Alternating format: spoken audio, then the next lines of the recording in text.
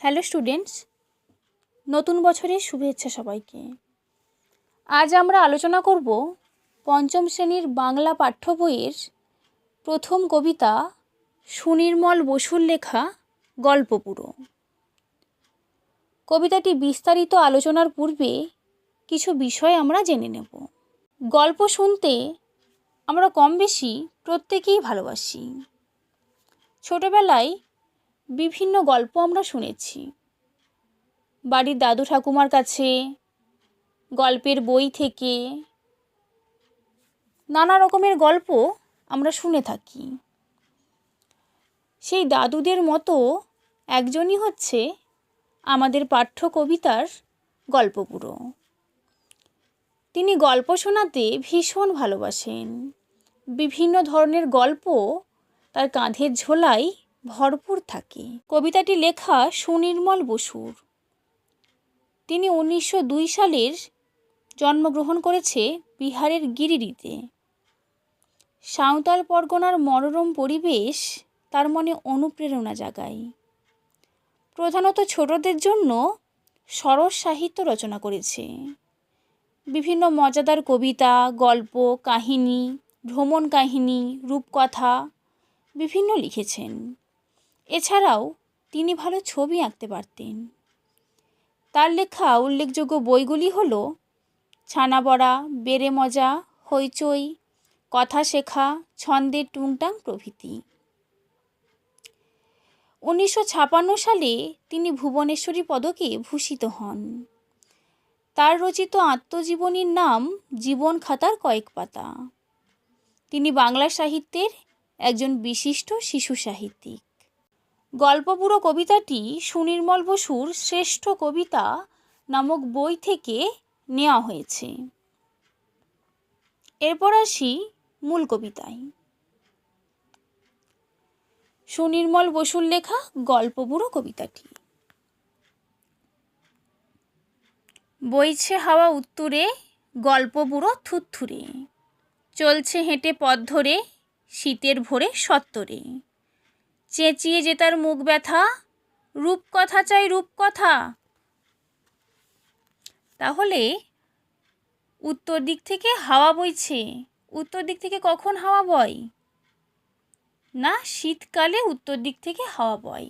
এখানে শীত ঋতুর কথা বলা হয়েছে।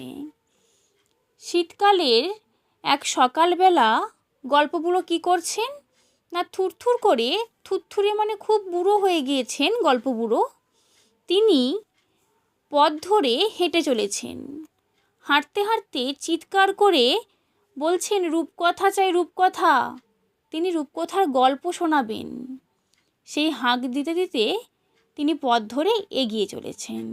ডাক ছেড়ে সে ডাক ছেড়ে, বলছে ডেকে হাঁক ছেড়ে, ঘুম ছেড়ে আজ ওর তোরা, আইরে ছুটে ছোট্টরা, কি আছে মোর তলপিটায়, দেখবি যদি জলদি আয়।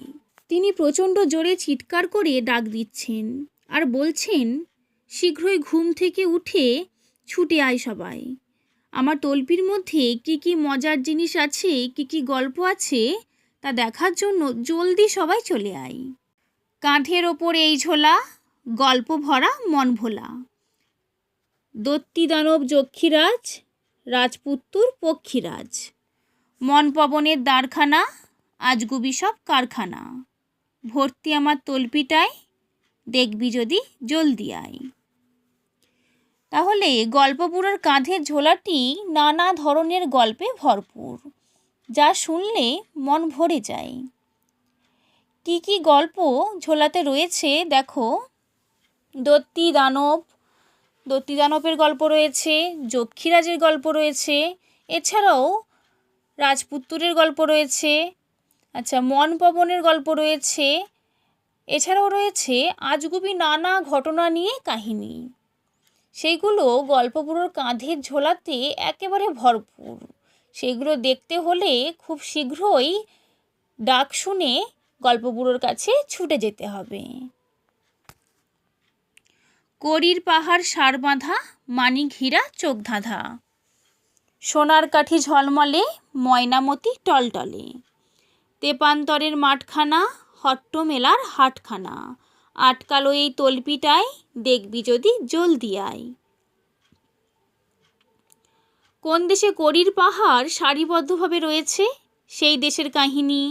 কোথায় চোখ ধাঁধিয়ে যাওয়া রত্নমাণিক পাওয়া যায়, সেই গল্প। সোনার কাঠির গল্প।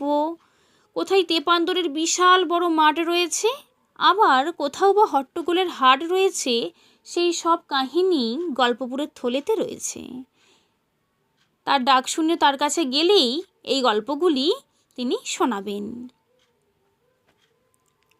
কেশবতী নন্দিনী এই থলেতে বন্দিনী, শীতের প্রখর প্রত্যুষে আসবে না যে শত্রু সে, ভাঙবো তাদের মূর্খতা, বলবো না কো রূপকথা।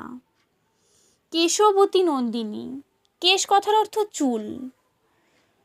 সেই কেশবতী এক কন্যার কাহিনীও গল্পপুরের থলেতে রয়েছে, তাই জন্য কেশবতী নন্দিনীকে বন্দিনী বলা হয়েছে।